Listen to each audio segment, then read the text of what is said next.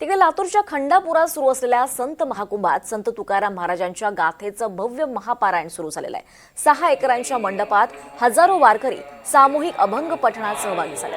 ज्ञानेश्वरी पारायणाप्रमाणेच संत तुकोबारायांच्या गाथेच्या अभंगांचा हा 7 दिवसांचा सोहळा प्रथमच एवढ्या मोठ्या प्रमाणात पार पडतोय। भाविकांसाठी आध्यात्मिक पर्वणी ठरते। इथला आढावा घेतलाय आमचे प्रतिनिधी विष्णू बुर्गे यांनी।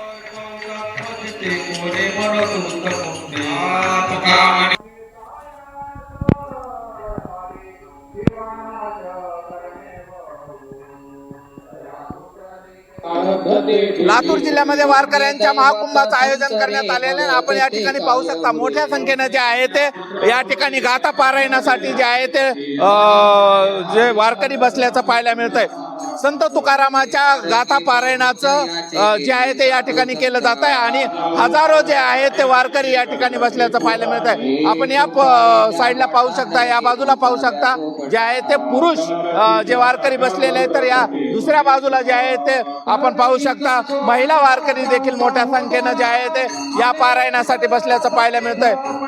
लातूर जिल्ह्यामध्ये पहिल्यांदाच अशा पद्धतीचा हा सगळा उत्सव पाहायला मिळतोय आणि त्यामध्ये जे आहे ते मोठ्या संख्येनं जे आहे ते वारकऱ्यांची नांदी आणि गाथा पारायण पाहायला मिळतंय। लातूर जिल्ह्यातले जे आहे ते महाकुंभ मोठ्या उत्साहात साजरा केला जातो आणि यामध्ये जे आहे ते मोठ्या संख्येनं गाथा पारायण सुरू असल्याचं पाहायला मिळतंय। गाथा पारायण आज सुरू झालेलं आहे।